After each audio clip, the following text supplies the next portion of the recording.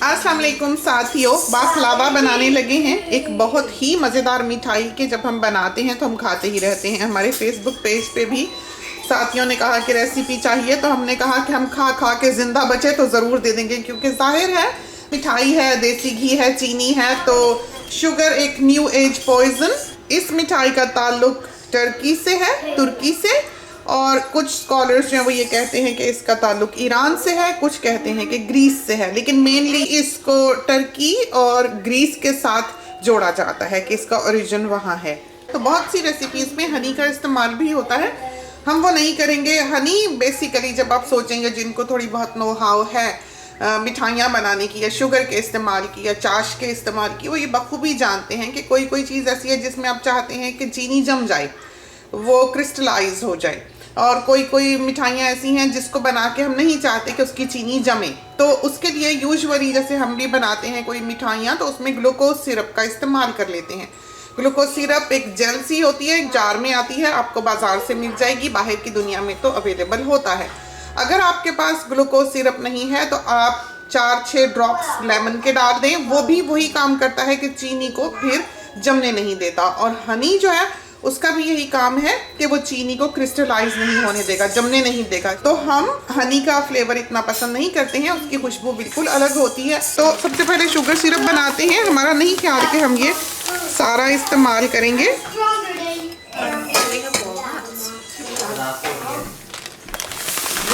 तो ये 1.5 कप, हमने कोई भी कप ले लें मेजर करने के लिए, हम आम जो कप का साइज़ होता है 250 ml, तो इसमें 1.5 कप शुगर में हमने डाल देना है 1 कप पानी, और इसको हिलाना है ऐसे स्पैचुला से या किसी भी ऐसी चीज़ से जिसको हम सालन में यूज़ नहीं करते।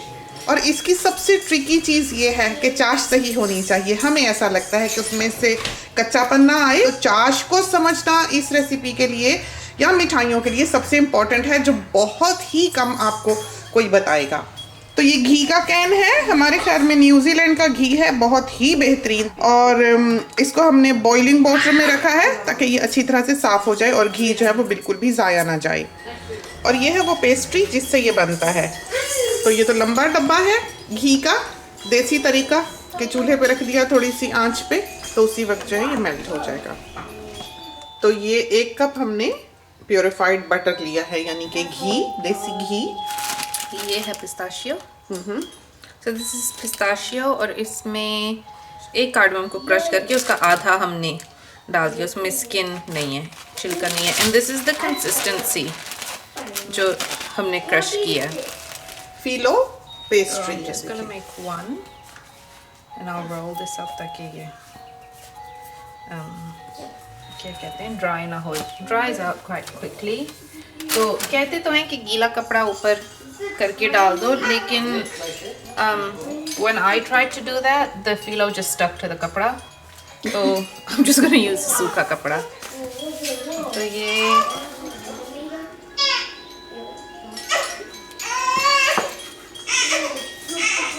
इस पे I'll just put some up here as well ताकि ये ऊपर से भी चिपका रहे। तो इस पिस्ताशियो में कुछ मीठा नहीं है। आप सोच like when you have a baklava, आप सोचते हैं कि कितना मीठा है, तो how nice, how much sugar it would have in it, लेकिन the actual base other than the sugar syrup, इसमें कुछ मीठा नहीं है करके। देन व्हाट आई डिड, लोग ग्राउंड यूज़ करते हैं, तो any sort of shape will do, क्योंकि at the end of the day ये होगा round he. And then what you do is you just crush it together, और जितना हो सके आप कर लें comfortably. You just slide it off, और फिर इसको भी butter कर, I mean so it doesn't stick. You just push it off, and that's the roll made. That's it. तो इस पे अच्छी तरह से आपने घी लगा देना है। तो जिसका दिल चाहे वो दोनों के दरमियान, दोनों शीट्स के दरमियान भी घी लगा ले, लेकिन इतनी ज़रूरत नहीं होती। और ये भी लोग तो बहुत ही ध्यान से जो है वो डालते हैं ब्रश से। तो हम तो जल्दी के मारे काम को एक तरफ लगाने की करते हैं कि बस हो और भागें, कुछ और करें तो पोर ही कर लेते हैं। बहुत ही मज़ेदार ये बनता है। तो इसमें वॉलनट भी डाल सकते हैं, तो आप मुख्तलिफ़ चीज़ों का ये बना सकते हैं। चॉकलेट भी होती है, लेकिन हमें तो बिल्कुल पसंद नहीं है वो। डालते हैं पिस्ता,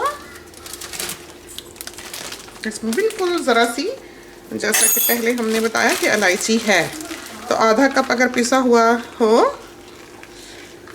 पिस्ता तो उसमें एक इलायची काफ़ी है पाउडर, छिलके के बगैर। तो हमने शुरू से ही कोशिश करें कि ये सीधा रहे।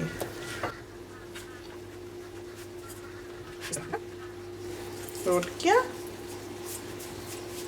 ऐसे किया, दबा दिया और फिर हमने इसको कस दिया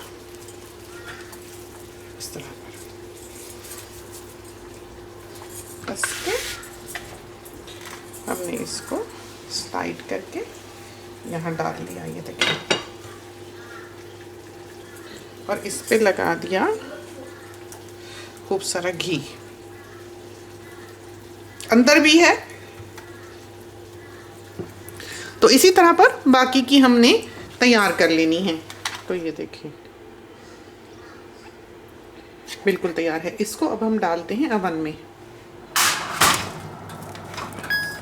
तो ये हमने रख दिया, इसको बंद करते हैं और ये है इसका टेम्परेचर देखिए 170 और टाइमर लगाते हैं 40 मिनट का।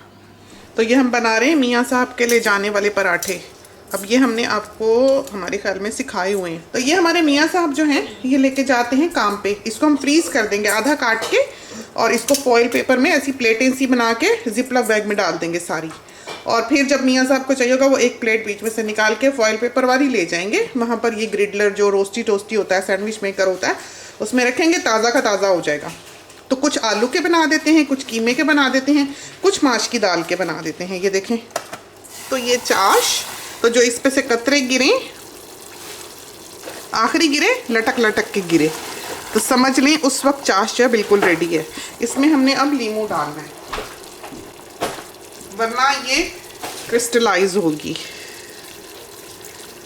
तो अवन जो है ये फैन फोर्स्ड है, और दोनों इसकी हमने ऊपर नीचे की ग्रिल जो है वो ऑन की हुई है। देखें, इस वजह से हमने इसको 170 पे रखा है। अगर फैन फोर्स ना हो या आपने एक ग्रिल ऑन करनी है और फैन फोर्स नहीं है तो आप इसको 180 पे भी रख सकते हैं। लेकिन क्योंकि ये काफ़ी स्ट्रॉन्ग है, फैन फोर्स्ड है, और हमने दोनों तरफ से ऑन किया हुआ है, तो 170 पे रखा है। तो सेंसिबली इस चीज़ को आपने यूज़ करना है। तो बिटवीन 170 टू 180 जैसा आपका अवन हो उस हिसाब से 40, 45, 50 मिनट तक ये तैयार होगा। बहुत से साथी पूछेंगे वक्त कितना लगा, तो हमको क्या पता कि उनके चूल्हे की आंच कितनी है। हम ये तो नहीं बता सकते कि कितनी आंच रखी, उनका चूल्हा तेज़ है, हल्का है, पॉट कैसी है, कुछ भी नहीं। तो ये तो आपने समझदारी से चीज़ें बनानी होती हैं। आप टाइम वगैरह इन चीज़ों में नहीं बता सकते। साथी पूछते हैं प्रेशर कुकर में कितनी सीटी, कोई कुकर ऐसा होता है जो 2 मिनट में गला देता है, कोई ऐसा होता है जो 20 मिनट में वही काम करता है। तो आप ये चीज़ें जो हैं ये बता नहीं सकते।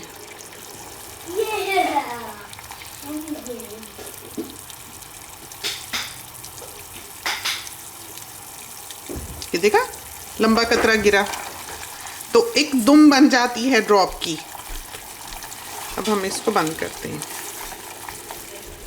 तो ये देखें बाकलावा। अब हम सबसे पहले तो इसका घी जो है वो निकालते हैं कटोरी में।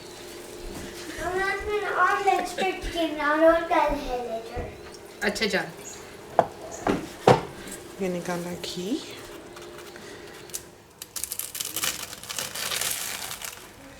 गरम है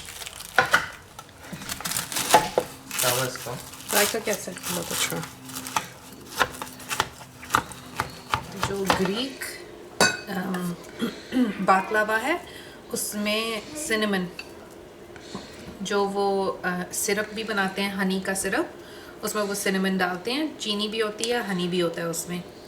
उसको थोड़ी देर हमने रहने देना। फिर इसके बाद इस ट्रे को भी जिस तरह हमने वो निकाला है घी, इसी तरह पर निकाल लेना शीरा भी। ये बाकलावा बनाने आई हुई हैं। अस्सलाम वालेकुम करें।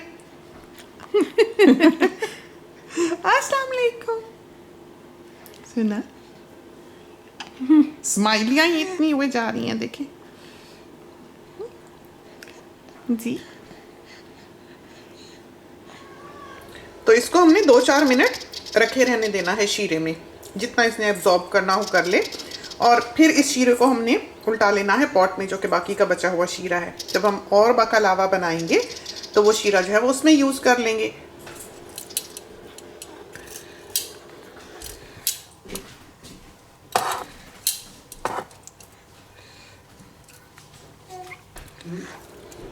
तो ये रहा हमारा बाकलावा,